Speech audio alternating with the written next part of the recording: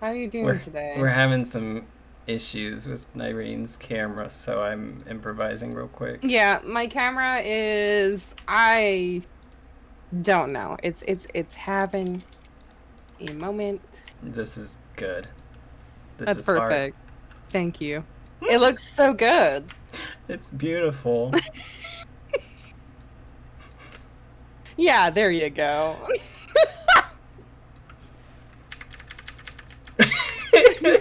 It looks like he's showing you the sights. Yeah, we're on the date on the Citadel. It's from the Citadel date. That's what that screenshot is from. Seeing Garrett's going on a Citadel date. You know what? I'm not going to pretend to miss that shot for him. Garrett could go fuck himself. Sedate. Citadel, All right, yeah. are we ready? Sounds Now like that we have. yes.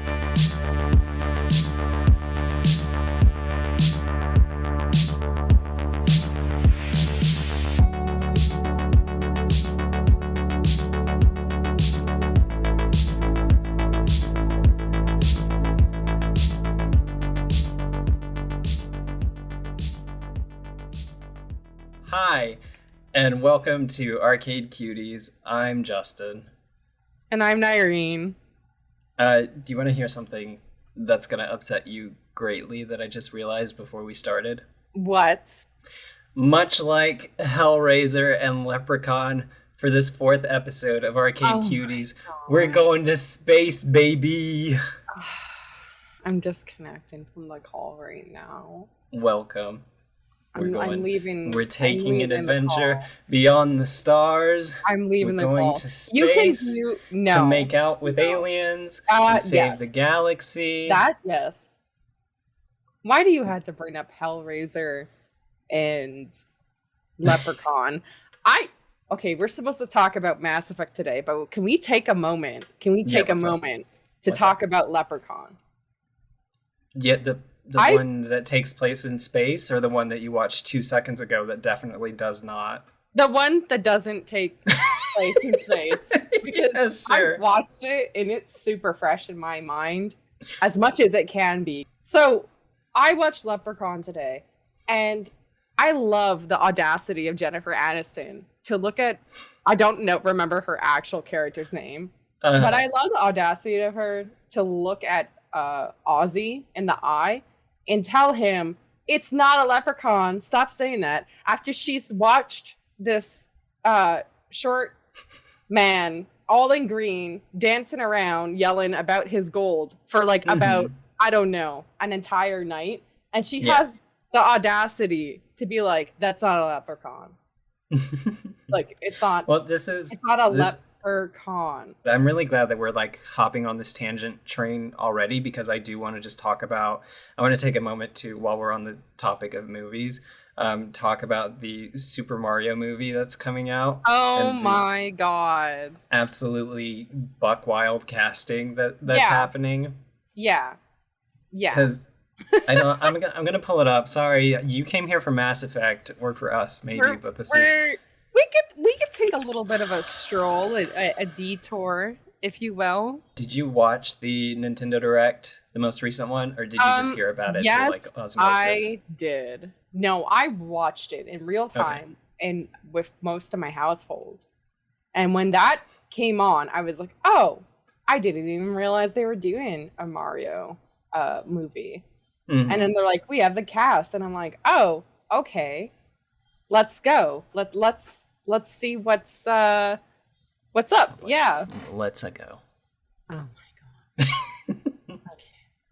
Yes. Yeah, they mentioned it forever ago. The first one, they started off um, with a whimper. You got Chris Pratt as Mario.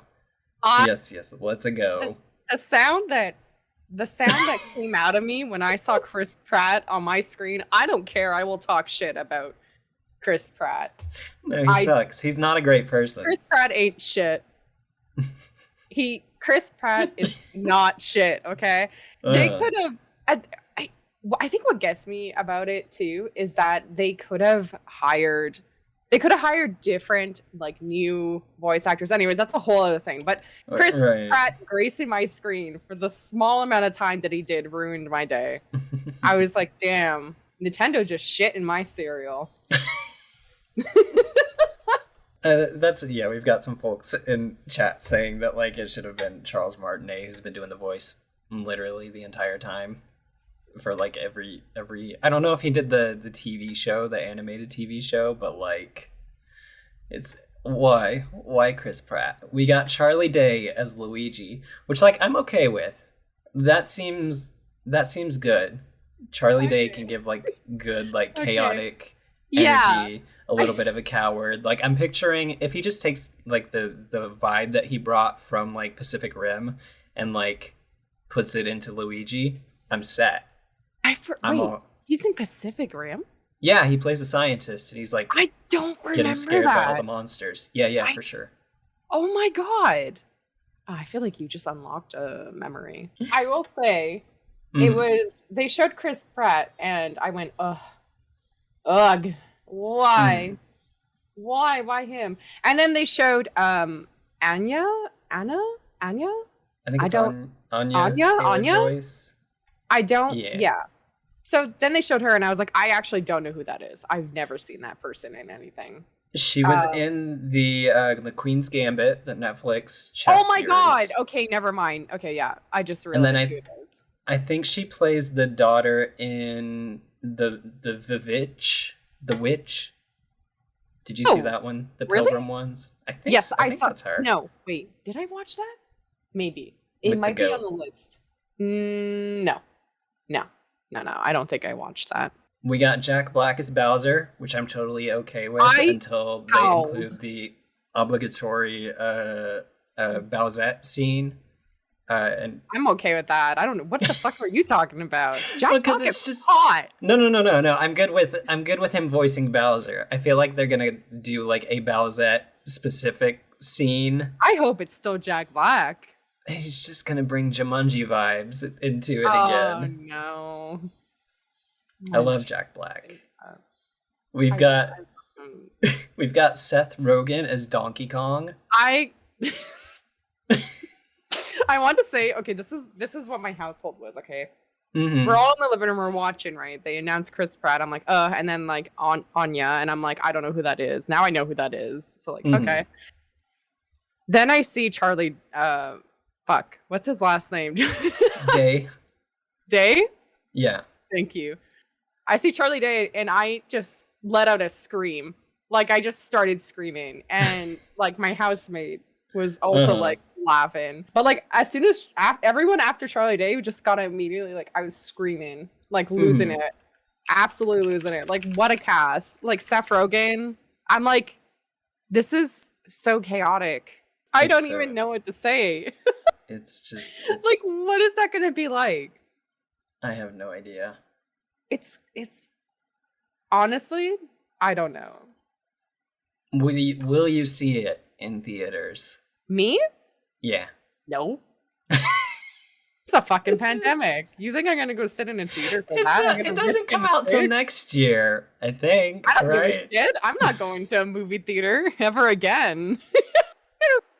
Sit at home, not have to listen to like some kids cry or someone like fart or like smell someone piss or whatever. I don't know. What are you doing in a movie theater? What are other people doing in a movie theater? I'm not going to a movie theater ever again. I don't have to set foot in there. The pandemic has set a completely different precedent where I don't have to get out of my house. Are you telling me I could go home after work, chill in like my house with my snackies, and I can sit on my sofa and have my cat all cuddled up with me, maybe invite some people over, right? A couple friends, and I can vibe. No one's gonna bother me. No one's gonna perceive me. Yeah, fuck movie theaters. I'm good. That's how I feel. It's okay if like you want to go, you go. I don't even know if I'm gonna watch it because Chris Pratt's in it, but I want to watch it because Jack Black's in it and other folks, you know. So I'm like, oh fuck, like I don't know. I have no idea. Well, we'll see. We'll see what happens when it comes out. What a mess. It's Mass Effect.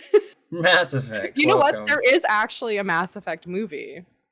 Is there? Yes, it's an anime movie, and it's not great. Is it like the Dead Space movies? Yeah, like Okay. as in maybe it could have not existed. Mm-hmm.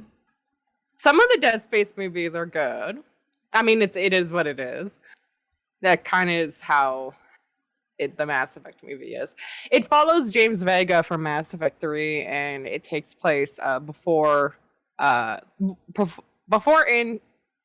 after the events of the mission he failed, the one that he repeatedly talks about, and Yeah. is the reason why he's like traumatized and shut off and doesn't care about his life and stuff like that. So Mhm. like that's what that movie follows, and it's okay. I guess it exists. The Freddie Prinze Jr. has a great voice, Yeah, it's all right. so I So, actually I guess- like James. Do you?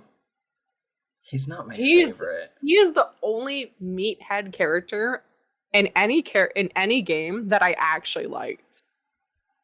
I mean, Rex is right there. Okay, and but like, Grunt. but I'm talking about like a human, because every Okay. other human character in Mass Effect is absolutely fucking insufferable, except for Captain Anderson, who is voiced by Keith David himself. Bless that man's voice. It's very good. It's so good. So I guess we should mention it off the top. It's on screen right now, but we're going to get into pretty heavy spoilers for the entirety of the original Mass Effect trilogy. Yes, and DLC. So So if you have any interest in those games, maybe come back, catch us later. yeah. Obviously, we talked about it in the first episode. This game series is very important to you, right? You said that it helped you realize that you were queer. A little bit, yeah. There's like definitely as time goes on, I realize like, oh, maybe I had a little bit of a gay awakening for this game. Ooh, maybe I had a little, Right. you know what I mean, little sprinkles here and there. But definitely, Mass Effect 1 was the first game that I played that showed me at the time when I was 18 that I could romance a femme presenting character as a femme presenting character. Like Shepard's obviously written and in the game as a woman, and Liara, while the Asari are actually don't have genders and are supposed to be like kind of like, I don't know, like genderless, right? I mean, they're all femme present. Anyways, you know what I mean. It was the first game where I was like, hey, I'm playing a female character. I'm playing like a woman, and I can romance like another femme presenting character. And then I was like, oh, that's a thing. I don't know. You know, like it definitely was really cool. Also Liara was just like a really sweet character. I romanced her in every game that I could. Oh, She also got a real nice butt. okay. There's like a whole lore, like whole meme, like entire other like branch of the Mass Effect community that is just like, why does everyone in Mass Effect have such a nice butt? Like it's just a thing. Like there was actually it was kind of like a problem too. Oh my god, I could talk about so much problematic shit in the game. So you didn't see it. Can I go on a tangent? This is what the podcast is going to be, by the way. Y'all are going to get the unfiltered, unedited, just me fucking going off on tangents and Justin sitting there going, I have like listening because they're just bless them. Also, I love Mass Effect so much, and I can info dump. I'm so sorry. No, it's okay. I did not have I knew of the games, right? And I knew like of the major, controversy surrounding the games, especially in regards to like the ending of the third game originally and stuff. Yeah. But like, it was not a game style that I played. Right, like I didn't play much of the third-person shooter genre at all. So like it completely passed me by until I played through the trilogy like this year. I was so excited when you tweeted that you were going to play it, when you picked it up. And I was like, oh my god, yes. Because over the years. I'm like the person that's gotten like probably like over like a couple dozen people to play the game because I'm just like play it. You know what I mean? And yeah, anyways, I'm just like, haha, yes. Because I really, really love it. Oh yeah, I'm absolutely gonna special interest DumSec. Like, absolutely, it's happening. Okay, the Mass Effect controversy around the butts. So like, you didn't see it in the trilogy because they fixed it actually. But Miranda's stuff. Yes, Sorry. that's what we're talking about. We're talking about Miranda's butt. So yeah, Miranda is voiced and has a face. Her face model is Yvonne Strahovski. Really cool actress. She was in Chuck. I think she was in a couple other things too. I can't remember. Brain fart. And when they did the model for her body, they gave her a like quite generous butt. And that, like, whatever. Who cares? It's just a character's body, right? Like, no problem. Who cares? The thing was that in the original release of Mass Effect 2, that every time she went to go do something, the camera was always focused on her butt. Like, really inappropriate moments in the conversation. So, like, obviously, spoiler warning, right? We've already said that. But, like, she'd be talking about her sister, you know, being concerned about Oriana, her safety, wanted to go help, talking about her trauma surrounding her father, and you know how she feels like all this immense pressure to be like the perfect person, the perfect human being, because he spent so much money and so much time like you know, conditioning her and making her like the perfect biotic, the perfect person, you know, perfect genetics, whatever, which is fucked up. We could talk about that too, right? So she's like talking about her trauma and talking about the safety of her sister, like very serious topics, and it was always on her butt. The camera was always on her butt, like her bending over. When she would go to sit down, it was like her it was like they made her model like stick her butt out super far while she was sitting down, and the camera would like be right on her butt. So like it was like really weird, you know. And then when the trilogy was coming out, they were like, yeah, we're gonna fix that, we're gonna take out all those weird camera angles because they were weird. Like, what? Like, why the fuck did you do that? It was really weird. Okay, obviously like gross. And people lost their shit, which was probably, I'm just going to talk about this a little bit. Probably one of the funniest things I've ever seen is people were like so mad over them fixing the camera angles for Miranda so that it wasn't like being like gratuitous, like showing her butt, like you know, during like serious conversations with her and stuff. And like people like lost their shit over it and were like, what? You're taking the butt out? What are you going to take out next, BioWare? It's like,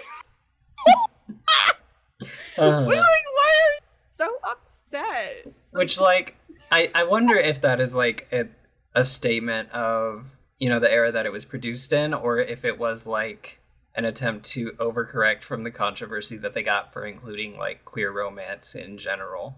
Because like even just like looking stuff up, there are like countless articles or like, oh my god, like news stories about like Fox News going after like the video games are corrupting kids and turning them gay and like all this other stuff. So like as a developer, did they look at that and be like, no, this is a man's game. Look at the ass. Like, I don't know. I really don't know.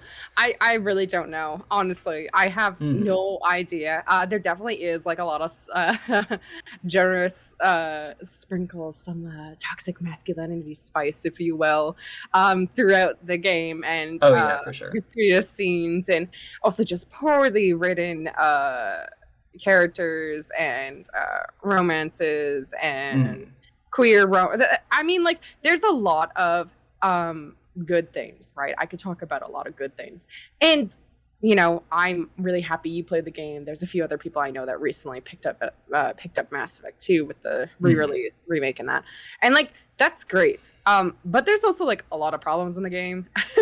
Yeah, and like especially recently watching like someone else like play through it recently, I was just like, ooh, I forgot that happened. Like, you know, there's a lot of like ooh moments, like but yeah, I don't want to go off on another tangent. I will eventually, but do you want to talk about anything in particular? Like, I guess, I mean, we can start off, you know, for folks who have not played the game, like we mentioned, it's a third person kind of RPG absolutely RPG ish shooter, where you take control of Shepard, either like what the fans call Fem Shep or just male Shepard, I guess.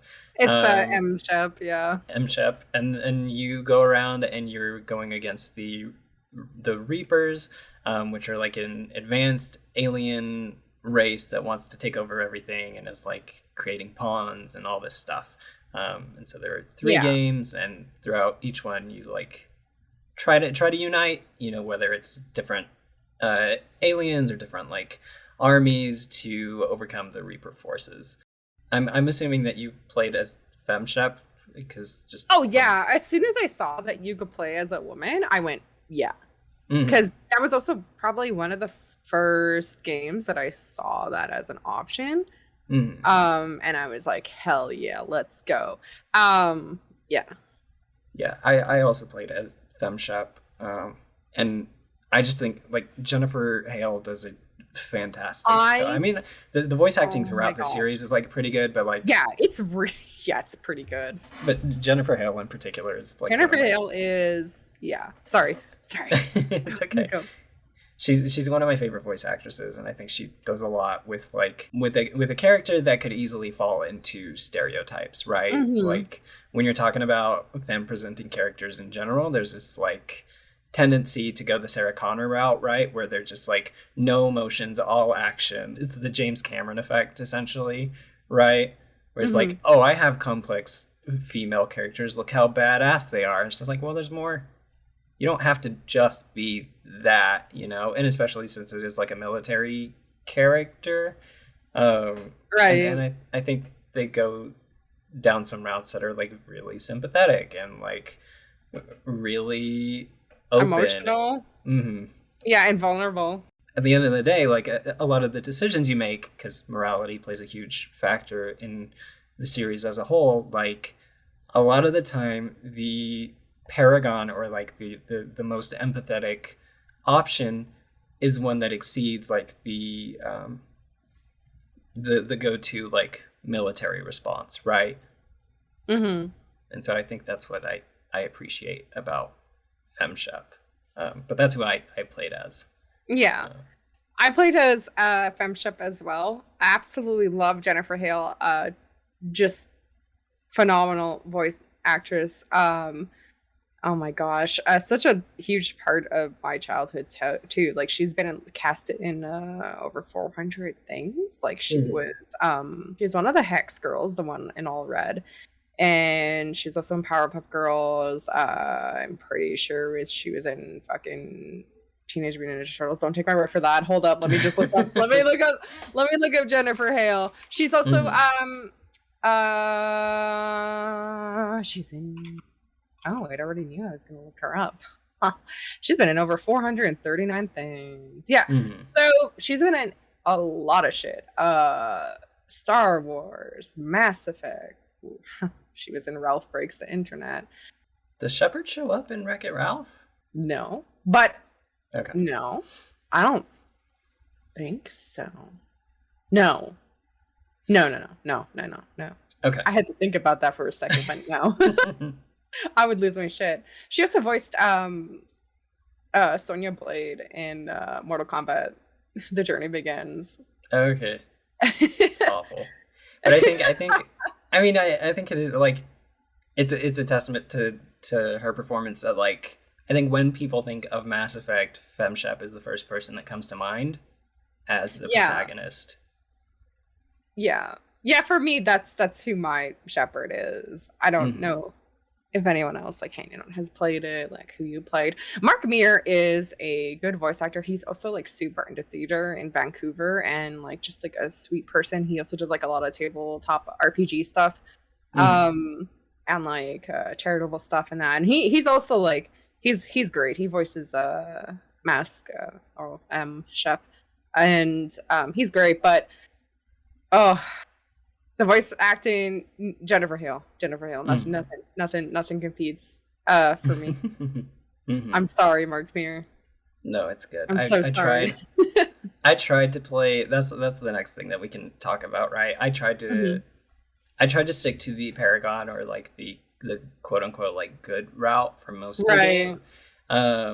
And so when I was thinking about replaying it with the Renegade or the more negative route, I was like, I might as well like switch it up and play as M-Shep too.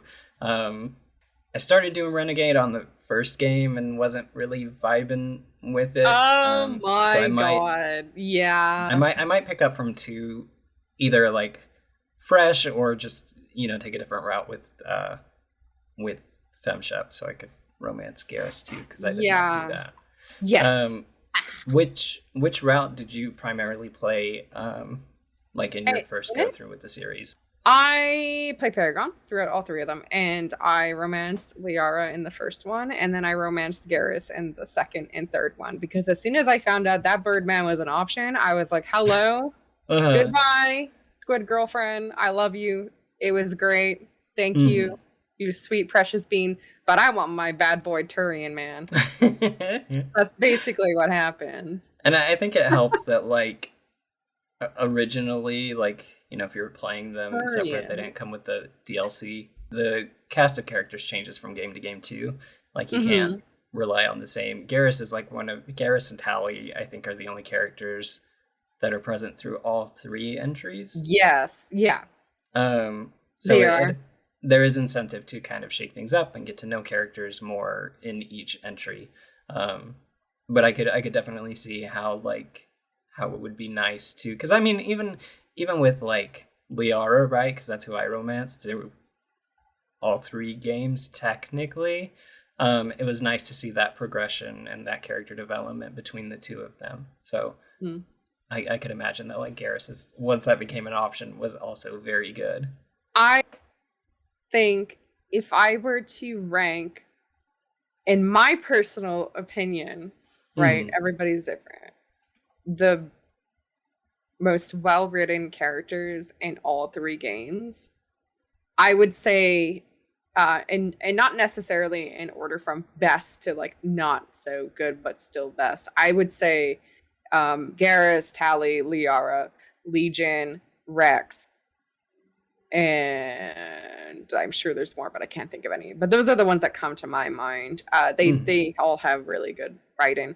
I find especially Liara, Garrus, and Tally, just because they make appearances in the games. And while Liara isn't a core character in the second game, she does play a massive role by helping Shepard, by being like an information broker for them. And then later during the Shadow Broker DLC, becoming even more of a very important information broker for Shepard when she assumes the position of Shadow Broker after you kill him.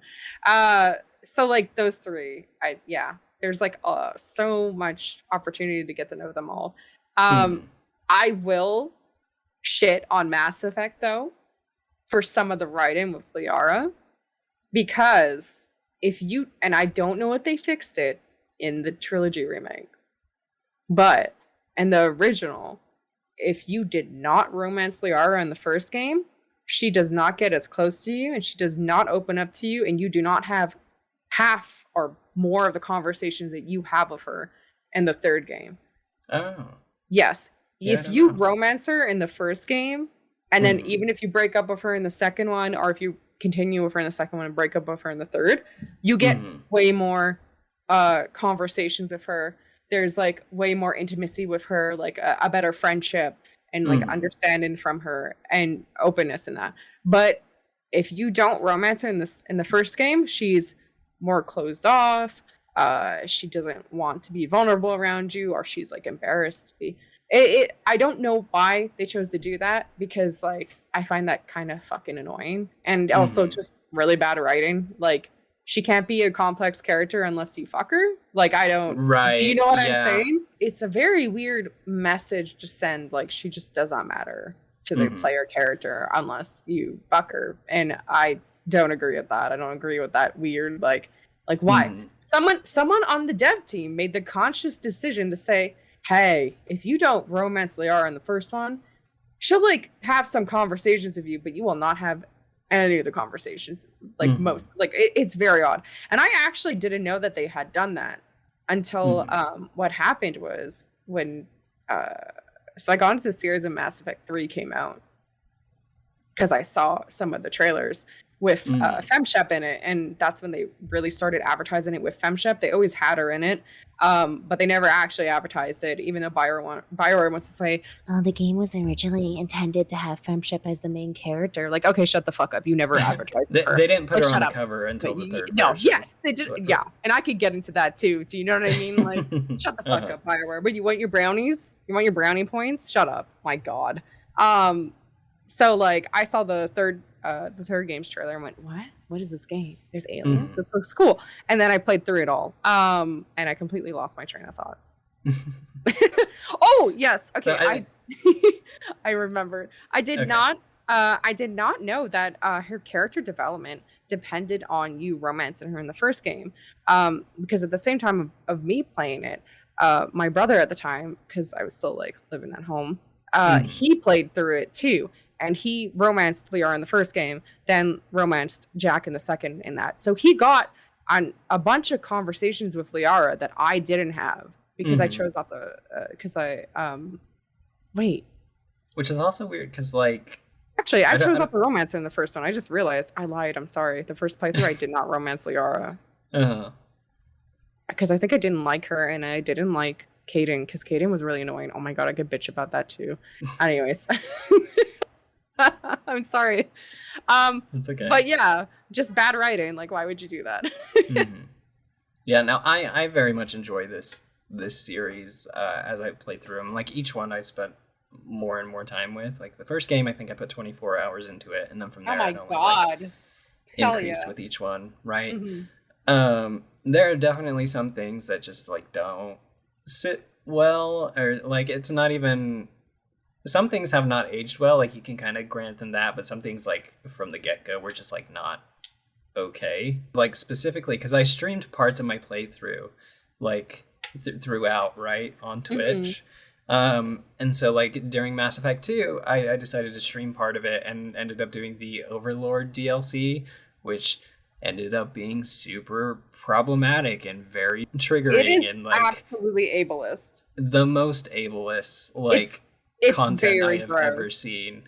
Eventually, it got to the point for that mission, which I don't know how deep we want to get into it, where, like, we can talk about it. I would say trigger warning for anyone in chat. Obviously, it's very ableist. I mean, we don't have to talk details. We could just say we could talk shit about it because, like, I mean, kind of fuck BioWare for including that in their game. Do you know what I mean?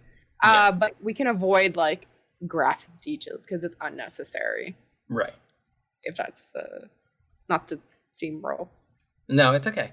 I mean, it was just it got to the point where it was just so bad that I put it on Facecam and muted the game audio for stream and just, like, barreled through it, like, skipping conversations and stuff, because I did not want to subject people to that. That was probably the worst that it ever got, but there were still definitely some things that are, like, not cool or, like, kind of sketchy. The whole first game, like, Renegade essentially amounts to, like, how xenophobic a character can you be? Absolutely. And someone wrote that in the game.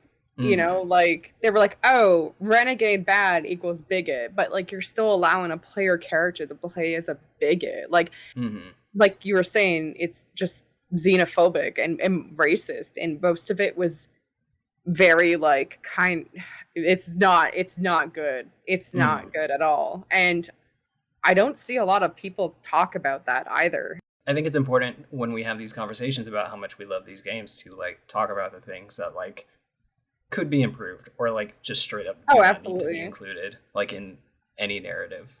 Yeah. Like, because it was bad. No, it was really bad. So, I could just give, like, a basic, like, not even, like, a breakdown, just a quick, like, surface level kind of, like, this is what happened in the DLC. Yeah. For anyone who, like, hasn't played the game and has interest in playing the game, it's the Overlord DLC, right? with David Archer.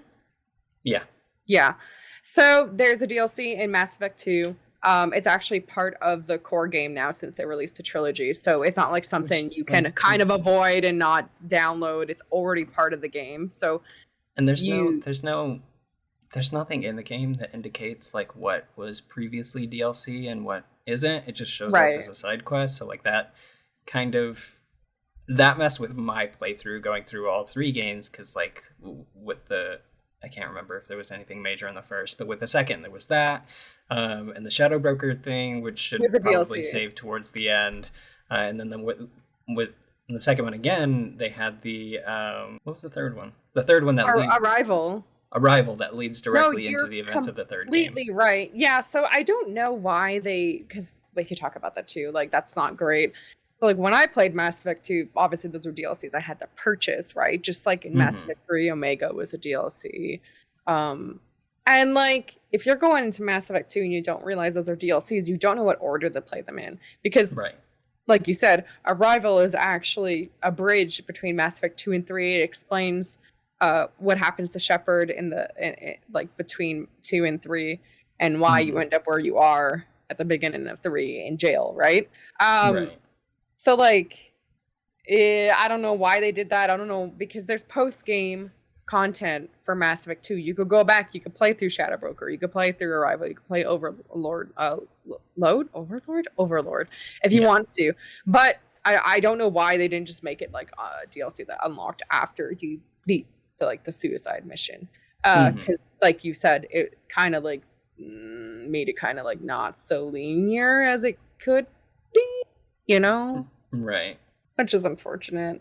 I definitely feel like someone could have looked at Overlord and put a trigger warning on it before you started playing it, and I actually forgot that DLC was a thing until you were playing through it, and I was like, oh fuck. And yeah, it's pretty awful. So basically, it follows the story of David Archer, who's a researcher. He's a researcher for Cerberus, and his David is the brother. David is the brother. What is his name? I don't know. Sorry. Something else, Archer. He shows up in the third game, and you have the option to like punch him, and I think I definitely did that.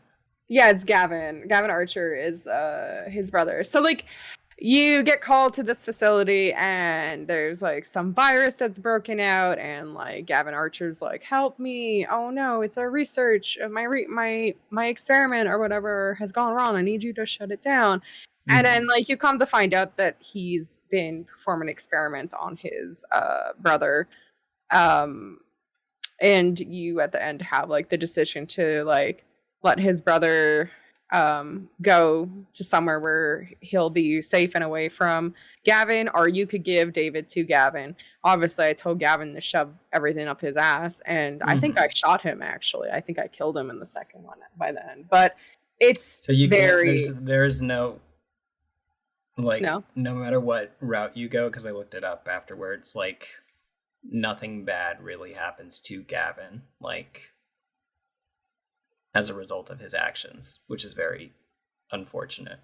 Yeah, I thought I shot him, but I might be mixing up with another character. You might have injured him or something, then like that been it. He deserves to be murdered. He's a terrible character. The DLC is extremely ableist because David is autistic, and so yeah, it's one of those like unfortunate tropes where autism is treated as like a superpower, and this takes it in like the very negative way, in like the worst way imaginable. It's fucking awful. No, we don't have to get into it other than that. But if anyone is thinking about playing Mass Effect 2, skip the Overlord DLC. It sucks because it means that those characters won't show up in Mass Effect 3. Don't really care about Gavin not showing up, but David's actually a great character to see in the third game. But the way that it's written and handled, it's absolutely disgusting and abhorrent, and should have a trigger warning on it when players want to play it. And it should have not been written the way it was written. You could obviously tell that someone who wasn't autistic wrote it. Do you know what I mean? Like Yeah. someone who just, I don't know. It's absolutely fucking disgusting.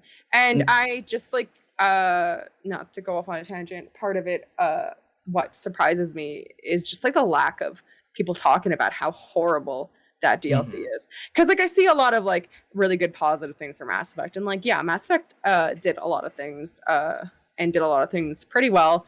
But it also just deserves to be absolutely dissected and shat on because there's shit like that in it.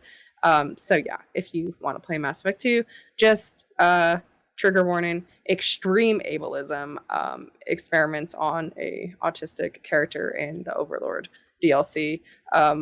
Personally, I would say avoid it. Yeah, you can run into David, both brothers in the third game if you've helped them.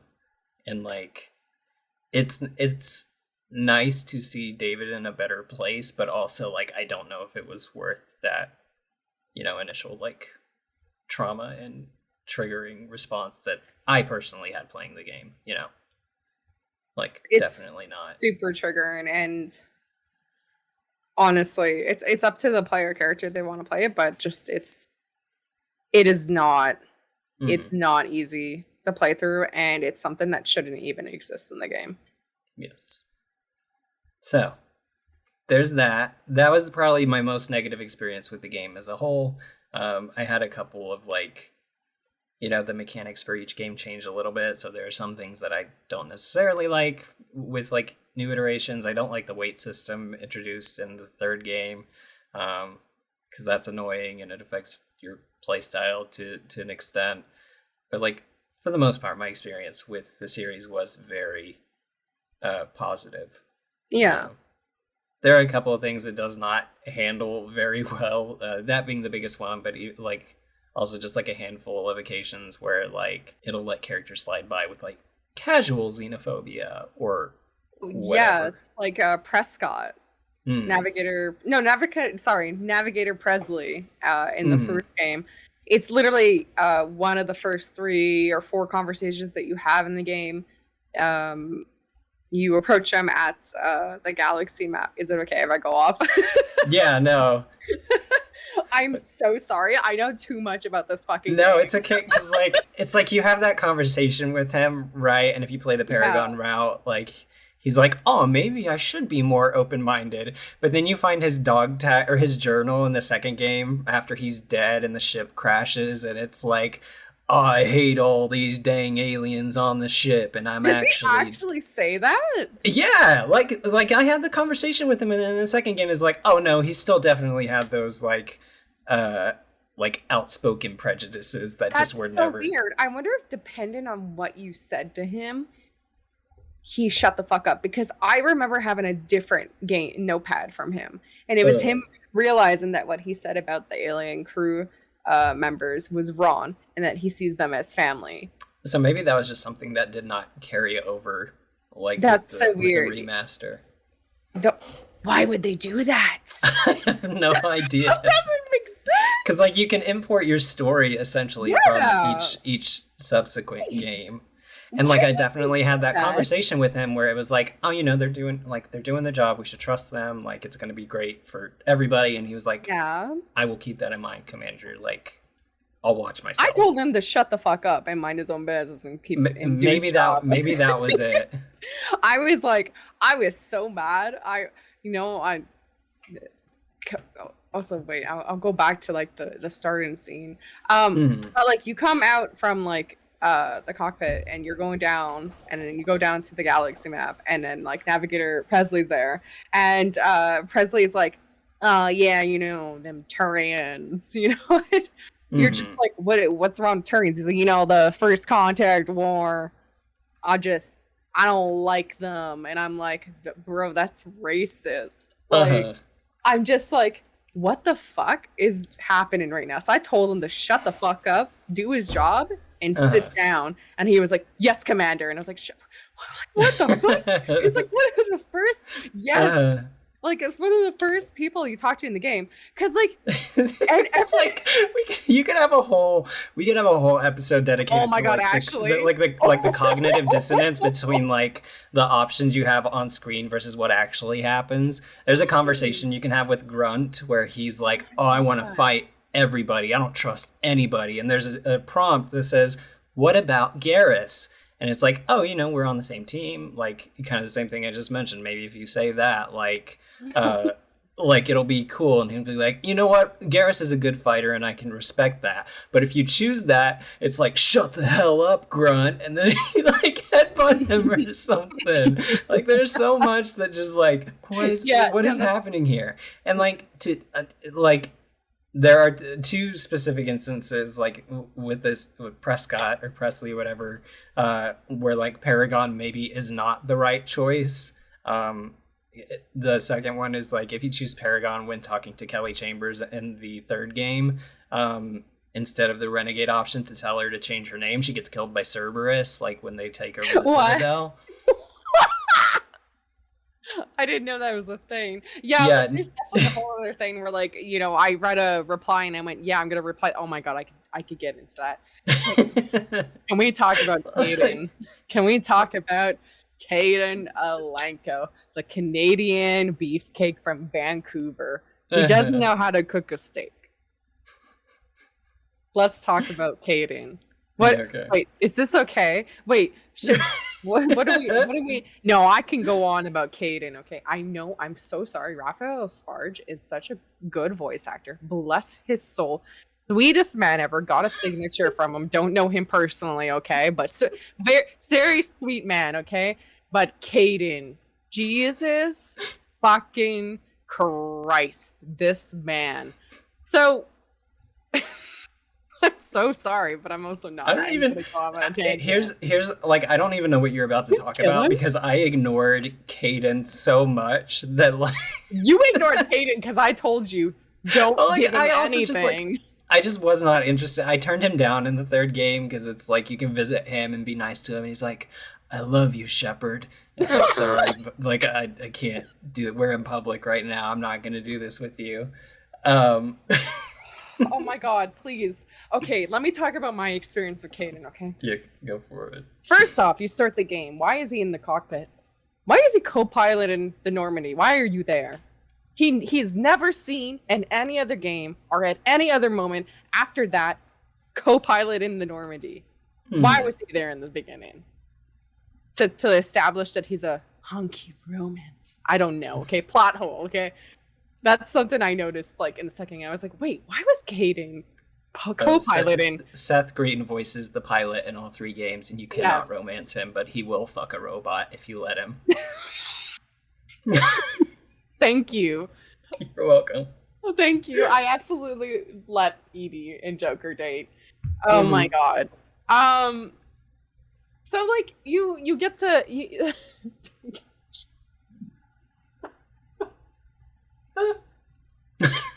There's no king shaming. There's no king shaming in the chat. No.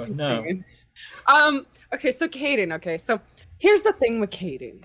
All right, and it's very much the same thing for Ashley if you play as M-Ship. Is that Ashley and Caden were both set up for the player character, whichever like Shepard you played as to be their default romance. Like, to the point where, like, the romance is literally shoved down your throat.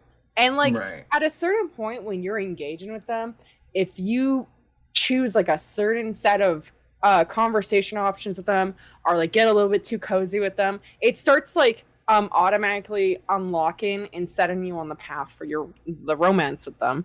And it's not great, okay? Because at a certain point... No matter what the fuck you say to Caden, even if you say a renegade options that's like, I want to keep it professional, or like, or something like that. It doesn't matter, right? Because this is the problem. Some of the on-screen options do not reflect what actually comes out of your fucking character's mouth. Right. At a certain point, when you get locked into that romance with Caden or Ashley, no matter what conversation option you choose, whether it's Paragon, Renegade, or Neutral, whatever's gonna come out of your fucking mouth is gonna be flirty. It does not matter, okay? And I did not know this my first playthrough, okay? I did not want to romance Caden. And he honestly creeped me out because after a certain time, I was like, yo, why is this man like so insistent? And then I accidentally, right? And I accidentally I learned my lesson. Anytime I replay it, I don't talk to him and I kill him on Vermeer. Anyways. No! Okay? At least he's not like outright xenophobic like Ashley is. But then I realized how racist Ashley was. I will talk about my first playthrough experience, okay? About that, okay? After I realized that Ashley was irredeemably, terribly racist. And I was like, oh, fuck. Can we just be real for a second and say Ashley would absolutely be a Trumper? Probably, yeah. Absolutely. I mean, there is like an equivalent. There's like the humanity first party, that you interact with. And she's like, no, they're a group of terrorists. I don't believe in them. But like everything that comes out of her goddamn mouth is exactly what their values are in the game. And you can tell those people to shut the fuck up and like punch the leader or whatever it is. Right. But like, I'm just like, okay, so Caden, right? So like at a certain point, I'm talking to Caden. And I'm like, I do not want to romance this man. I'm going to start being mean to him. And then I said something to him about, he was like, oh, do you talk to everybody like this? Hey, Commander, do you make a habit out of talking to everybody on the Normandy like this? And I was like, oh, no, he wants to fuck. I have to get out of this. So I chose the renegade option. And the renegade option was like, I was like, it's going to like cancel like the romance or whatever. No. Do you know what it gave me? Do you know what came out of my goddamn shepherd's mouth? It was not usually, what is he? Lieutenant? He's a lieutenant, I think. Yes, he's Lieutenant Keaton Alenko. No, he's lieutenant. Yeah, I remember. I had a brain fart.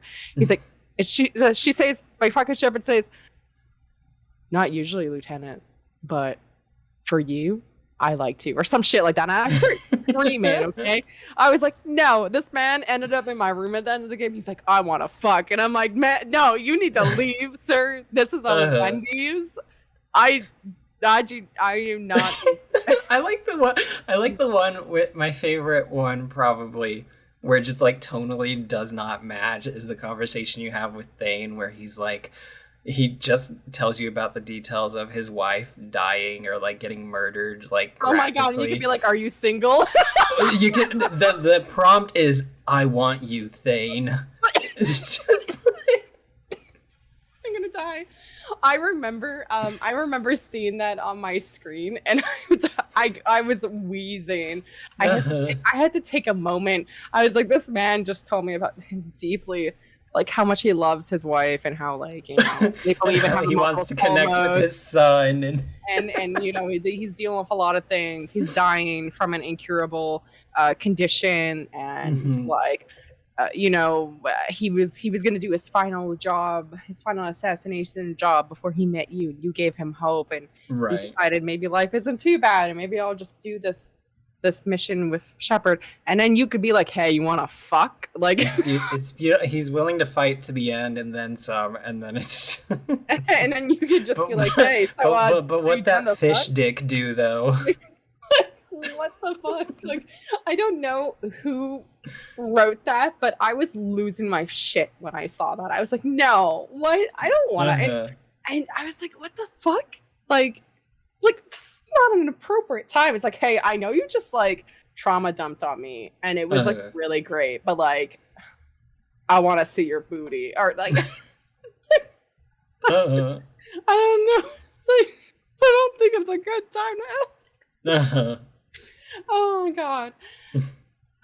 I think by nature of like the fact that there are 3 games with like, you know, at least what if we say like each one is like with like 60 hours of gameplay like at the very minimum between the all 3 of them? I'd leave. Like there's no way we're gonna hit on everything, right? Because there are characters that I love that we like have not even mentioned yet. Like, I mean, I can literally talk about Mass Effect for like 5 hours. I will not shut the fuck up. Like, we could do episode 2 of this next weekend. I will gladly keep talking about Mass Effect. Like, it's a this is our Mass Effect only podcast. Yeah, it's a spinoff from Arcade Cuties. Oh my gosh! So yeah, my first playthrough What was your first playthrough? Like, who did you? Okay, I think you mentioned who you romanced. You were Paragon, like you went with Liara. Like Mhm. who did you kill on Vermeer? Did you save Rex? Did you do like Um, little loyalty missions for like yeah, I Garrett? mean, I essentially maxed the hell out of everything that I possibly could. Like to the point where it actually started, I'm not gonna lie, like kind of got to my anxiety a little bit more than I would have liked, right? Where like Hmm. each decision like felt like life or death to me. Like that's an exaggeration. But like literally like I let Ashley die in the first one. I saved Rex. I did all the good stuff. I saved the council in the first game. And then the second one, um I feel like it's kind of like the odd duck in the series, right? Because like none of the characters from two really show up in three, except for like in side missions and stuff. Like none of your team essentially transfers from two to three, which is very odd and made me a little bit sad because I really Yeah. liked some of those relationships specifically. Um, but like at the third game, because like it doesn't when you get a priority mission, it doesn't tell you like which order you should do them in. It's just like you land on this planet. Here are the three things that you have to do. Go at it, right? Right. Um, I got to the part where I was trying to stop the war between the Quarians and the Geth, and I did a single mission out of order, and like was watching everybody die and blow up, and like I had to like I hard pause like closed out the game and like had to reset hours because I just happened to do this one mission like out of order. Right. Um and it That's was it was definitely a fault in the game. it was very like I was so upset with it. I think I was texting you during that. That was just like You were I like, what did almost I watched do? I almost watched Tally die. Like I can't do this. I care so much about these characters that it was just like I need to take a step back, It's honestly. so stressful. Definitely feel it. They did take that out in Andromeda. Andromeda doesn't have Paragon or Renegade or any sort of like. I think there's reputation points instead, so you got to do a certain thing to build up a reputation. Right. But that can It's be like earned a by doing anything. So there's no like super like there is morality in it, obviously, mhm. right? But there isn't like a definitive like good or bad, you know? Right. I've started And playing yeah. that one, and it's like I think they call it literally like psych evaluation from the four different choices you could take. Which I mean, I don't know how I feel about that those terms specifically, but um, Right. I have not gotten super far into Andromeda. I did everything in my power to like complete the game to the best of my ability, like keeping everybody alive, like on my first go around, right? Like part of that entailed having, you know, at certain points like a guide like suggesting characters or something. Like I wouldn't spoil myself, but it was just like, okay, I think I know these people well enough to know like which role they'll perform best at and all that stuff. Mhm. And then in the third game, I essentially the only thing I did not do in the third game is like I was not able to save the elusive man who, because I missed like one conversation point at the very beginning of the game, so it was like I couldn't use the last Paragon conversation route, even though I had like full stats on everything, right? Right.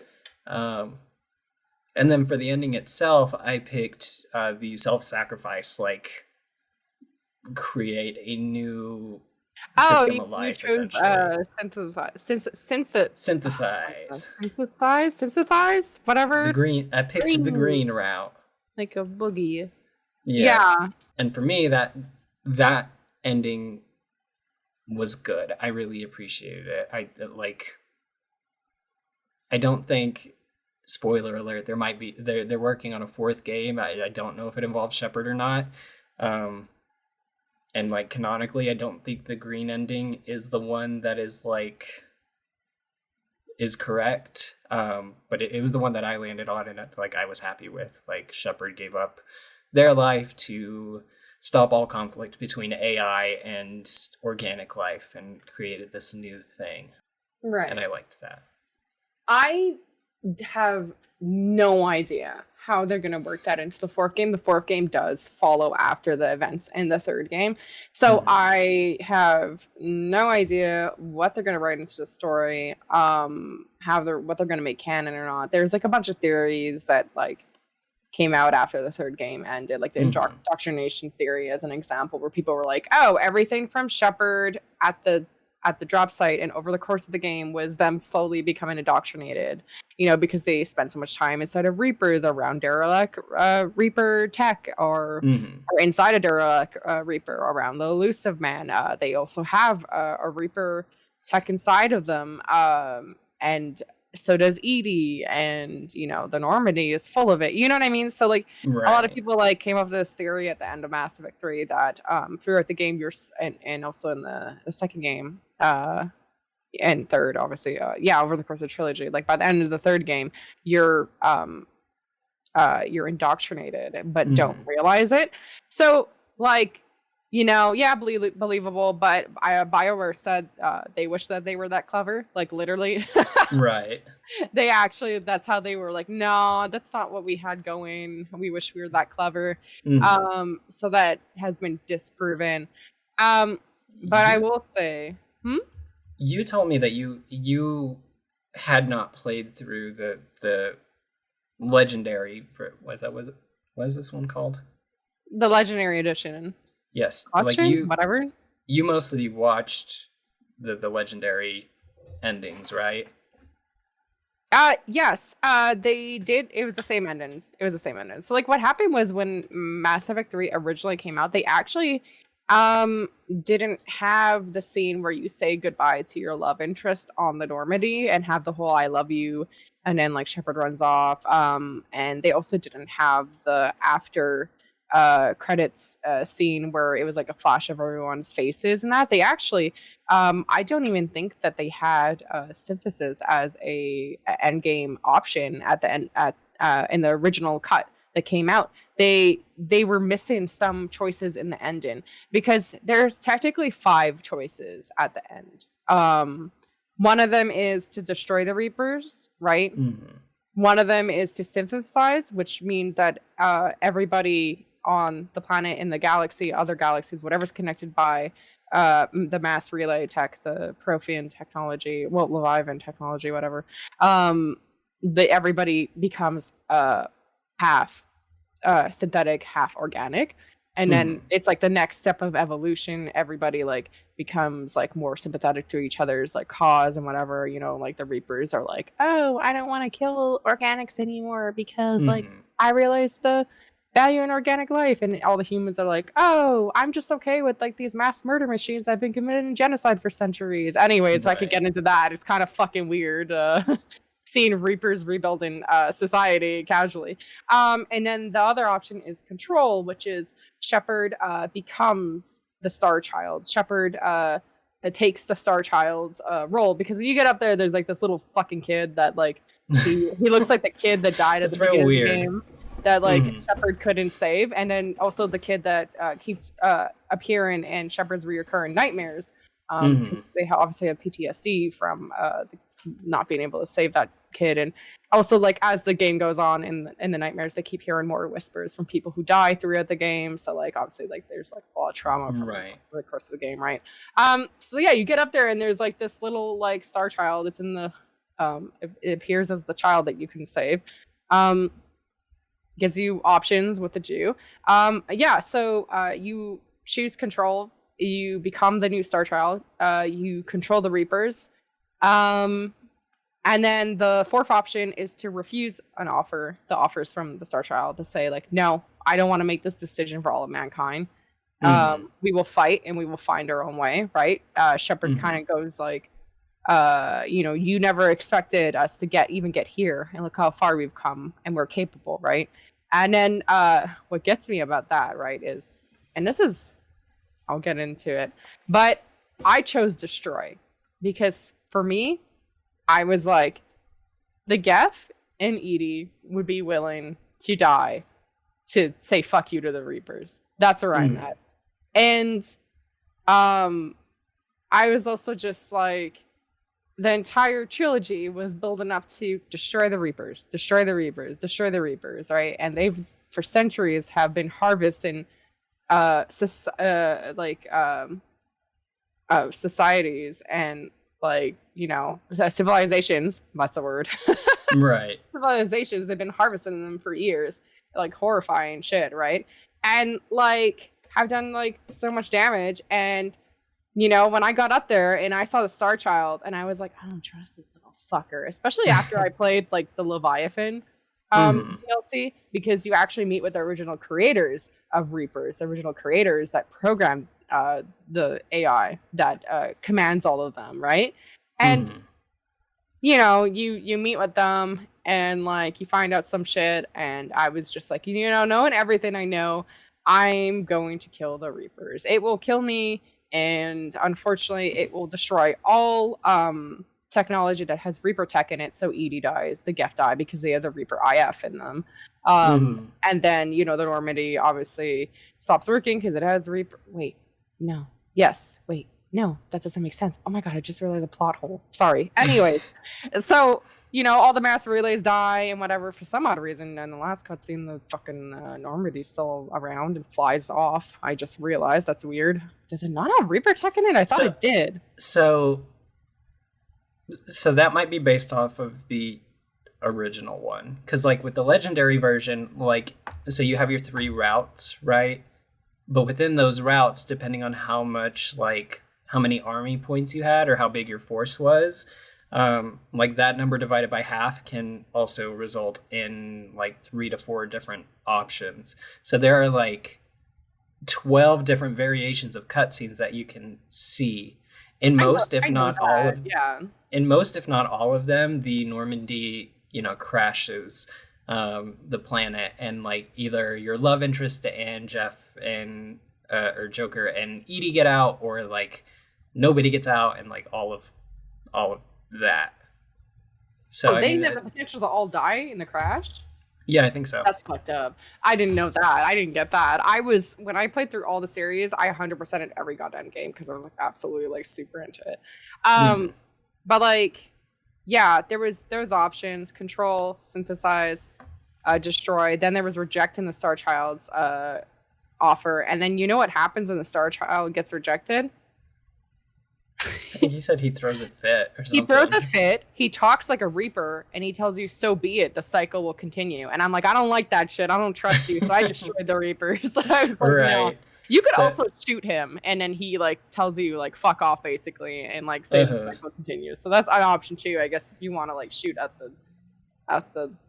the Reaper AI, because because the Star Child is the Reaper. They are the Reapers? He's just AI. That's yes, but he's the AI that's in every single Reaper. He controls them. He tells them what to do. He is the Reapers. So that's why he's going off of a program that was created by the Leviathan. Yeah, I don't trust that shit. He's gonna do whatever he's got to do to self-preservation for the Reapers, and I'm not about that. So I destroyed them. Rest in peace, Edie and the Geth. I was like, damn, I did all that shit and they're gonna die, but fuck or whatever. So what happened for me was and I'm rambling is I chose destroy, and then everything started blowing up, and then the Reaper started collapsing. And then, the mass relays were blowing up and whatever, and, the Normandy crashed on that island.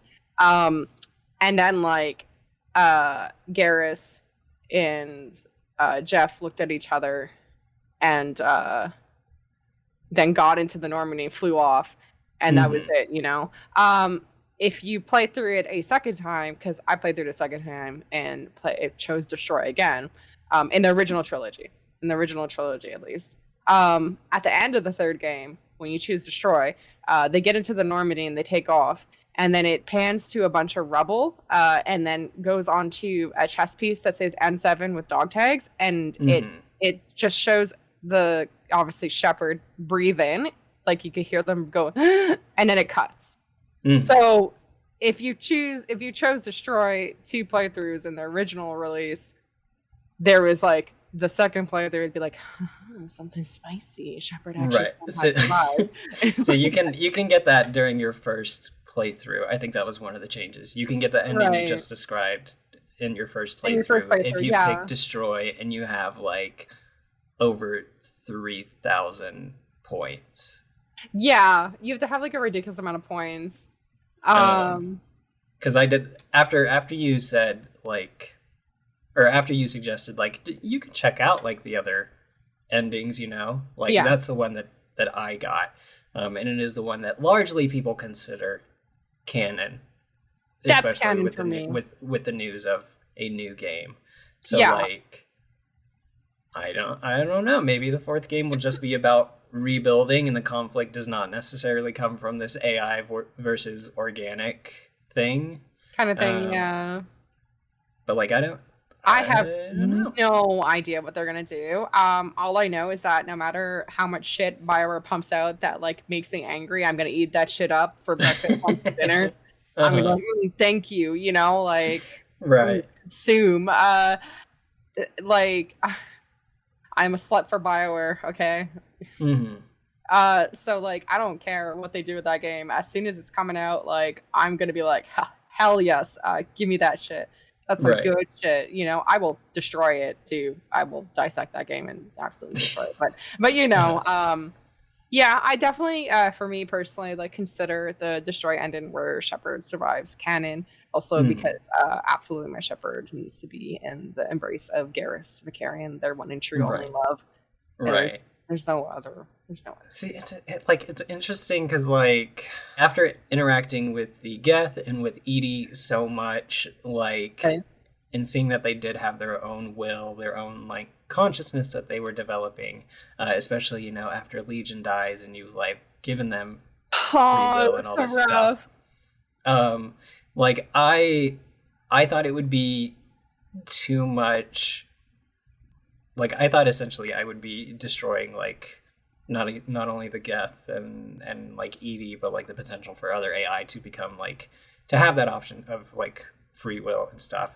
It was also like very tragic because I had romanced Liara, which the Asari live like thousands and thousands of years, right? So like as a human, by being in a relationship with them, like of course like Shepard, had they stayed together, Shepard would have died first and Liara would have had to like mourn and grieve with that, and like by sacrificing myself I just like brought that about sooner. But then it's like Liara is also super young for an Asari, so like she has plenty of time to move on, but could she move on from Shepard? I don't know. So it's like, yes, that relationship, and yes, like the personal life of Shepard like dies, but I feel like by creating something new, it just like, I don't know, it's very beautiful to me and it makes me very happy. Like, we've talked about the ending of the game. We've talked about the things that we have enjoyed, some of the things that we did not enjoy. I think, I don't know if we mentioned it, but like how monumental it was to have like queer representation in video games in general, and to have like a femme presenting character as the lead, and like to have all of this like cool stuff in the early 2010s. Yeah, for sure. There were like also a lot of other women in the game that were pretty well written, ranging in age. Like Dr. Chakwa is as cool as fuck. Oh yeah, and for sure. I don't think she might be one of the only like older women like in her 50s that I've ever seen in the game. And also oh my gosh, what is the name of her voice actress? Carolyn Seymour has one of fantastic voice. She also voiced the Locust Queen in Gears of War, and she's also been quite a few other things, but I can't remember her. Anyways, good voice. Dr. Chakwas is also just a really cool character, and I really like her. And every time she came back, I was like, hell yeah. I like getting drunk with Dr. Chakwas. It's always fun. It's so good. I do want to, I feel like I should also mention, since I played through the Legendary edition, there are a couple of bugs. There's some wonky things throughout this entire series that I don't know that you necessarily experience playing through it.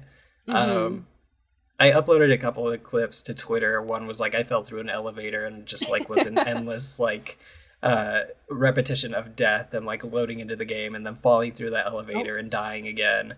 There were things where like my character's body would be pointing forward, but my neck and arms and stuff would not. My god, yeah, I've had that before too. Yeah, that was very fun.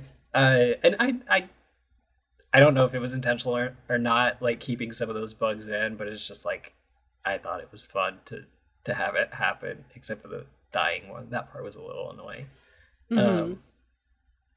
But yeah, I just which one, I guess, is, do you have a favorite entry in the series? Or like a character that we have not talked about yet? I'm gonna say, fuck, I love Sovereign. Hold up. I always get very stuck between Mass Effect 1 and Mass Effect 2 because Mass Effect 1 is really wonky, right? Even with the remake, it's smoother for sure. Right. But it's still a little wonky.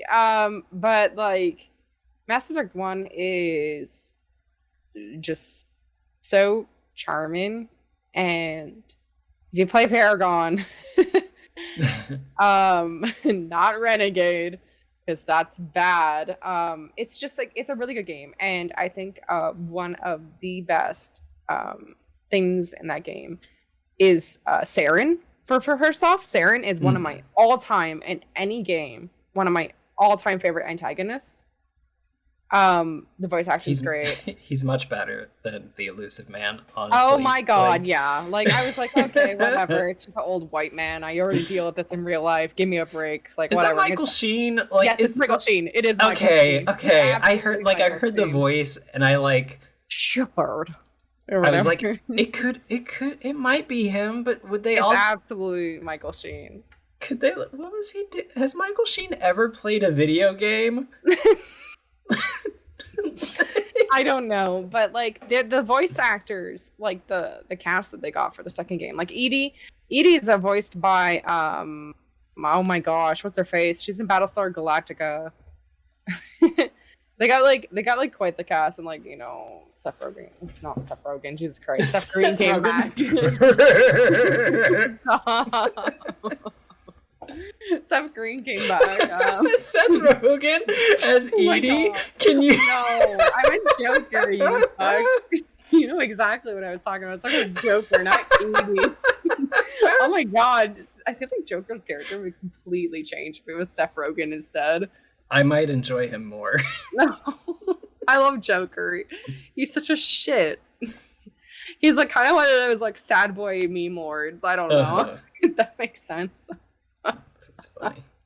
I'm getting a little bit off like from the question you asked, because like it's really hard for me to choose between 1 and 2, because like just some of the moments in 1 are really good. Like just the entire arc of Saren is one of my favorites. I love Saren as an antagonist. Right. He's so fucking cool.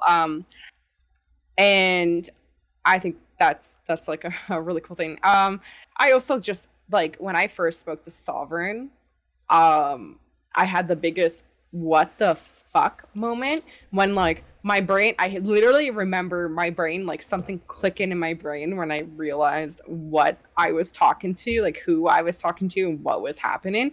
And just the music that plays and the way Sovereign speaks, like whatever the fuck they used to edit, like his voice, like it was just like, it was so good. Like it's probably one of my favorite conversations in the entire series. I also just really like meeting Tally, Garrus, and Rex. They were really enjoyable to get introduced to in the first game. I really like David Anderson too. You know what I mean? Like I just also David Anderson just straight up knocking out Udina so that you can escape with the Normandy. Yeah, is so fucking good. Like I was fucking hollering. Like I was like, dude, he just. Because you could tell him to like do whatever he's got to do, and he just it's like the first 2 games he spends like his entire time like I don't want to do it, but I guess I gotta retire. And then in the 3rd game he's like, out of my way, fuckers. He's just like shooting and jumping over everything, and it's just like, all right. I fucking love David Anderson. Oh my god, keep David, chef's kiss. So good. Mwah, perfect voice actor. Yeah, I don't know. And then in the second game, the soundtrack is just so fucking good in the second game. The loyalty missions are really good. I love the characters. I think one of my favorite things ever was finding Legion, bringing Legion back to the ship, and then turning him on and realizing that there was a entire faction, an entire part of the Geth that I didn't even know about, who opposed, like, you know, and there was the old machines and the heretics, were the Geth that worshipped the Reapers, and like I was like, whoa. And I really liked Legion. And I really liked the character growth from Tally too. There was a lot of really good character growth for previously introduced characters, except for like Ashley or Kaden were just like, you've changed, and like fuck off for the entire game, like whatever, you know. And I'd be like, shut the fuck up, Ashley or Kaden. Like, mind your own business. What are you doing? Right. You know?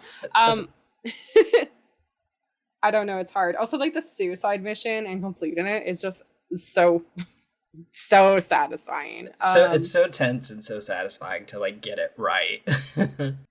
I think if I could break it down this way, I like the simplicity of the gameplay from the first game. I like the character development for your team in the second game, which is why I was so sad about the third one, because you don't spend time with those characters. And I also miss out a little by just not having a romance in that one, but not like a ton, you know? Yeah. And then as far as like world building and concluding storylines and like this found family stuff, I love that from the third game. Can we? Right. There's so much found family in Mass Effect.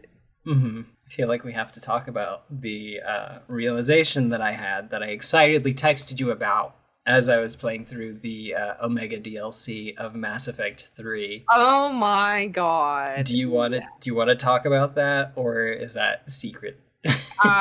You could talk about it because I don't remember what realization you're talking about. So. Okay. In the Omega DLC, which is very cool because you get to go back to a location that was featured in the second game and like free it from Cerberus, who is kind of in that like humanity first party. But you get to work with the criminal underground and the rebellion that has sprung up in the wake of Cerberus is taking over, and you meet a character who is a women Turian who's super cool and sadly dies, which I still can't believe. But their name is Nyreen. And so when I saw that, I texted you. I was like, is this where you got it from? Is this what you decided to base your internet name off of? And I think you just sent back like 3 to 4 lines of just like, ha ha ha ha ha ha ha ha, like in all caps. I literally just laughed out loud when I read that because like because literally there's been times where like I'll go into someone's chat and they'll be like, is your name from Mass Effect? And I'm like, yes it is. Because like I'm gonna tell you, I played so like I saw the trailers to the Omega DLC coming out, and I saw like the concept art get released in the couple of like little snippets of Nyreen when they were showing her, and I went, damn, she is so fucking cool. And I was like, that's a nice name. So like I immediately went and like took it everywhere I possibly fucking could. Rest in peace, it wasn't available on Twitch or Twitter, because inactive accounts that haven't done anything for years give me my name, damn it. But like everywhere else it's usually been available, and yeah, like I just kind of stuck with that for like the past decade. So there you go. We some earth-shattering lore in episode 4 of Arcade Cuties is where my name came from. It came from Mass Effect. I mean, if you also want like if that wasn't like, you know, didn't make it clear that my entire personality revolves around Mass Effect, it doesn't, but you know, for a while it did, because it was a really big comfort game for me, and I like literally couldn't shut the fuck up about it, and will not shut the fuck up about it if anyone promised me to talk about it like right now. But I mean, I have 2 Garrus Vicarian body pillows. I have an entire cabinet full of collectibles, figurines, Mhm. artwork. I have like Mark Meer, Raphael Sparge, and Steve Blum's a signature. Steve Blum voiced Grunt, and also is a really good voice actor, just Wait, in he was general. Grunt? Yeah, Steve Blum is Grunt. What the fuck? I didn't realize that. I know he played the scientist that like betrays you early on in that game, but like I didn't know he was Grunt too. Yeah, he's Grunt. I love Grunt. He's my He's son. great. He's super great. Like I have like so much Mass Effect stuff. Like I have a problem. I have a problem. I mean, it's like Anyways, yeah. it's an important series to you. Yeah, and my entire like the name I use online is from Mass Effect. Yes, so there you go. So I guess because there's so much that we could continue to like talk Also, about. I forever. didn't answer your question. I can't choose between Mass Effect 1 or 2. Okay. But if I was gonna go for it based on game mechanics, and fluidity and stuff like that, I would choose Mass Effect 2 because the music is better, in my opinion. It's still good in Mass Effect 1, but I prefer Mass Effect 2 soundtrack is really good. And the character development's better. They're better written. The introductions to the characters are really cool. The loyalty mission, I feel like it's just a more fleshed out game. They had a bigger budget for it, obviously, right? And I like driving around on the planets. Like I don't know why they got rid of that. Makes yeah, they got rid of it. That but you can probe Uranus though. It's not the same. Have you probed Uranus in Mass Effect? I'm not. I don't think you can interact with that planet. Yeah, you can in the third one at least. I think you can probe Uranus. I'm not going to tell you what happens. Just load up the game and do it. Okay, I've got 2 more questions. If there was anything that you could see in terms of like gameplay or story from this new entry, what would you want that to be? I want there to be more queer characters. I want all the romance options to not be like gatekeep. I don't know, because part of me is like, I want it to be Dragon Age 2 where everyone like is an option, right? But clearly, like if you play through Dragon Age 2, like it seemed like they intended Anders to be like a gay man and like Isabel to be a queer woman and blah blah blah whatever. Right? Like I could get into that, but like I also kind of like having like a canon like queer character. So I don't actually, now that I say that, I don't know, but more queer representation, absolutely. Definitely hire more writers that are actually queer, actually disabled, actually neurodivergent, actually mentally ill. You know, like the list goes on. Like hire more like Black people, brown people, Indigenous people, etc., to actually write those characters so that they're written properly. And yeah, just like that would be great to see. Just more representation, good representation that they got like a consultant from someone to like write and develop. That would be really great. I'd like to see that in the next installment. I don't want to see any Renegade or Paragon shit. It'd be pretty great if... Because, I mean, they essentially got rid of that within the third one. Yes, the fourth one. Well, I mean, you can still make your like choices in the third, but it's not really like good versus bad. Yeah, it's a little bit different. I'd like to see that in the game, just like, you know, some maybe in some ways like them wrapping up like the third ending a little bit better than they did, because it was like kind of like a little bit, you know. It's very much like, I don't know, which one do you think is real at this point? I like the color green. I don't know. I think like those are all really good points, and just to like add on top of that, carrying over from our like Hades episode, I just want to see more like polyam relationships. Oh my god, are you gonna tell me that you go into space, this is like thousands of years in the future or whatever the fuck, right? Hundreds, whatever, and there's no poly people, You're gonna tell me Right. you're gonna tell me that like I want to smooch 2 aliens at once. That's a problem. Give me a There, fucking there are a handful of like non-serious, I think is what the game uses, like relationships and like datey, flings not that you quite can datey kind of have. thing. Yeah, like Right, but it's you could like, do that, but that's not the same. I want to be in 2 locked in romances. Oh my god, right. I'm gonna bitch about something real quick when you're done. Mhm. I'm so sorry. Because I seeing those like optional relationships, like if I liked the character, then like I went for it because it's just like, yeah, no, this makes sense to me. Like, Yeah. why limit yourself? Why limit these characters to that? That being said, I did not super appreciate the weird, sexy dancing that Rebecca Chambers does in your bedroom in like Wait, the Kelly leather suit. Chambers, who's Rebecca? Or Jeez. Rebecca Chambers is Resident Evil. Kelly Kelly Chambers. Yeah. I was not uh, the dancing. They make fun of it a couple times throughout the games, but it's so bad. It's so bad. It's that's a whole other fucking thing. They, Like, they actually make fun of it in the Citadel DLC. Like all the crew right. members laugh at Shepard Uh-huh. the way they're dancing. What were you gonna? I was gonna say that originally in Andromeda, you could actually romance multiple characters and get locked into and get to the end game of multiple romances. And then for some odd reason, they fucking patched it out, and I was like, "What the fuck? Oh, that's weird. Like, I who don't did like that?" Like maybe it wasn't actually supposed to be like that, and they were like, "Oh, that's not part of the game." But like, why would you patch that? Like, leave that in, motherfucker. I want to smooch multiple aliens. What are you doing? That's Nobody funny. asked you. Nobody asked you to release that patch.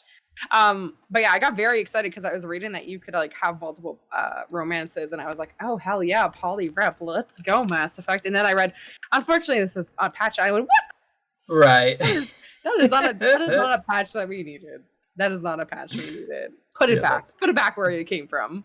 That sucks. So hopefully they add that Mhm. in the next game. That'd be great. And just better representation, better writing for those characters. Polyrep, that'd be nice. But yeah, I mean, I like this series and these games and these characters very much. Which brings us to our last question, Which in is 2 parts. wait, what was your favorite? What? What was your favorite game? My favorite? Yeah, you asked me, but I didn't ask you. Wait, did I? Yeah, kind of. Oh. Because I said I like the first one mechanically. Yeah. I like the characters and story from the second one. Okay. I like how everything wraps up Okay. Yes. in the third, essentially. Okay. So I mean, if I could only pick one to like replay it and stuff, it would probably be 2, because like I think that's the other thing, right? Because like with 3, with the options, your choices in that one are largely like, okay, do you want to make your army bigger to save everyone, or do you slowly want to watch every single person die by intentionally making the wrong choice? Yeah. And you know what? That's not very compelling to me. I don't want to go through 2.5 games and then Shepard just like can't tell their foot from their ass and just like gets everybody killed. Like, I don't. You know what's like a really, really awful? What? So you can actually play the second game without playing the first, or play the third without playing the first 2, right? Right. And it takes you to a screen, and like you just either import your game or you don't, and then like you could choose from a series of decisions or whatever that then like influence whatever happens in the second game, in the third, or just the third, depending whichever one you're just picking up first, right? Yes. And they are so bad because like the default things that happen if you don't play the first game is Ashley is saved, Rex dies because she shoots him. In the second game, Jack dies, Thane dies, I think Samara dies. Like there's a bunch of like already preset things if you just pick up the third game, and it's just like, why? Yeah, so that's other like, and Morden dies, I think, too. So you get like that scientist, the other scientist in the third game. Oh, okay. Yeah. It's like, not great. If you don't play, that's gonna be fucking tricky. Because like, I would assume the Legendary Trilogy will be like backwards compatible on PS5 and stuff, right? Right. So like, if you're starting off from Mass Effect 4 without playing any of them, like where the fuck do they start you off, you know? If you play Andromeda without importing anything, which I don't know if you actually can, It like matters, but I think it's just for your Shepard's appearance. Yeah, the most history you can import into Andromeda from Legendary is like what pronouns, I think. Ah, okay. I couldn't remember. But yeah, I don't know. It takes place like parallel or like between games, I think. Yes, yeah, because they're like sent off like before the Reapers hit Earth. Mm-hmm. Also, I don't think I gave a clear answer, but I would choose 2. So yeah, probably. If I had to pick one to replay, just in terms of variety, I'd probably go with 2 because you can romance different characters and like make different choices that aren't inherently, even though there's the morality, there's like choices that aren't inherently good versus bad and stuff. So probably 2. But yeah, is Mass Effect gay? Yes. Yeah. It's gay. It's but very gay. It's also gay through the lens of probably cishet white men. Right, for sure. So Casey Hudson, I don't know. And oh my god, Mac oh my god, what the fuck is his name? Casey Hudson and it's introductory gay. It was on Mac Walters, isn't it? No. Oh, it is Mac Walters, yeah. So it's like Mac Walters and he worked on Mass Effect 1 and then Casey Hudson. So yeah, like Mass Effect's gay, but it's gay through a not queer lens. Right. You know. But are video games gay? Yes. Because we get our grimy little gay hands on them. We just gay them all up. Is there anything that we should close out the episode with? If you have not played Mass Effect before, it is definitely a series that I would recommend someone to play through. It's worth it. It's an experience. There's a lot of really good things about it. It's very memorable. It's got good music, interesting characters. You know, like it is like a solid series, and it is worth a playthrough. Like definitely, especially with the release of the oh my god, remaster collector's edition. Collector's edition. I cannot grasp the actual title of it right now. I apologize. But it's worth it. It's worth the playthrough. But obviously when you're playing through it, there's a lot of things that are not so great and deserve the criticism that they get. So that's what I got to say about it. It's worth it, but it also deserves criticism, and there's definitely a lot of things that could have been wrapped up better, written better, and handled better, probably in the hands of people who weren't white men. Yeah, no, like things can be groundbreaking and also like have missteps, especially when we're talking about things that are retro at this point. Oh my god, nostalgic. Is it considered retro? Mass Effect 1 is like 14 years old. Yeah, I guess. Mass Effect 2 is 11 years old, and Mass Effect 3 is like 10 years old, I think. Oh god. Wow. So on that note, if you're watching this on Twitch as we are recording it, tomorrow I'm doing a charity fundraiser for Fun Texas Choice. Hell yeah. It's going to be a cosplay stream. I'm doing a cursed Colonel Sanders and playing through You're the doing KFC a dating thirsty, stream. hot, steamy Colonel Sanders cosplay. Justin, it is Thirst Trap Colonel Sanders. Do not downplay that. I've seen your thirst trap photo you got on your schedule on Twitter. So that's tomorrow. We're we're raising money for Fun Texas Choice to help get people who need it access to abortions.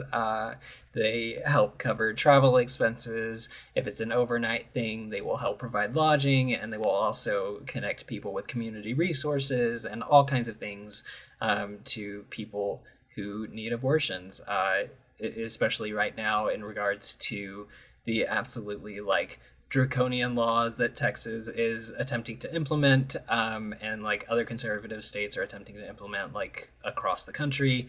It's just really important to make sure that those necessary like healthcare services are readily available to people, like point blank.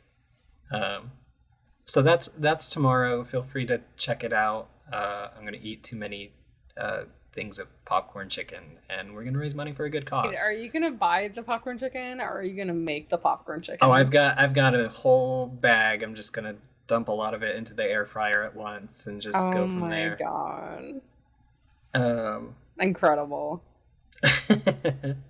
And then I'll do you want to talk about your big plans for next month? Oh my gosh. It'll probably be ongoing by the time this episode is released to like Spotify and stuff. Yeah, actually. So yeah, that's true. By the time this episode's out, I'm running oh my gosh, for the first time ever, I'm launching a charity event called Ghouls for Charity. It's going to be like over probably 36 streamers coming together to raise funds for the Transgender Legal Defense and Education Fund. They do a lot of work helping provide adequate and fair healthcare for trans folks. I'm also fighting for trans people's rights to that. They also just fight a lot of anti-trans legislation. So it's something very important to me, and especially important right now with like the ongoing anti-trans legislation that folks are proposing in the United States. They specifically help in the United States. So that's who we're fundraising for. That's going to run all through October, every Friday to Sunday. There's like going to be some group games like Among Us, Phasmophobia, a couple of D&D one-shots, and then there's also going to be like 2 people per day streaming, 1 person in the morning/afternoon and someone in the evening. So it's a lot of really good people coming together for a really good cause. It's a really big event. I'm really excited to work with so many wonderful people, and yeah, it's going to be great. It's going to be fun. And it starts October 1st, and yeah, it's every Friday to Sunday throughout October. It's going to be some good stuff. Yeah, no spoilers, but like there's already some stuff like in the works that's very exciting. Oh yeah, I'll be there. Yeah, Justin will be there. So yeah, thank you for listening to us talk about Mass Effect for almost 2 hours. We could go on so much longer. If you literally do not stop right now, I will keep going. I have no limit. And thanks for being patient and showing the show so much love. I really like this live format, so we may try to incorporate this more this often. Is fun. We could do this again. But yeah, as far as podcast goes, I think that's gonna do it for us here. Yeah, that's it. Thanks for listening, and we'll see you in the next one. Yeah. Make sure to check out Ghouls for Charity and everything else we've got going on. Hell yeah. All right. Bye. Bye. Hey cuties, thanks for listening to our podcast. If you liked this episode of Arcade Cuties, be sure to let us know by leaving a review on iTunes, sharing the show with a friend, and leaving a suggestion for future episodes. Make sure to follow us on our social media to stay up to date with our content. We appreciate all of the love and support. Until next time, bye cuties!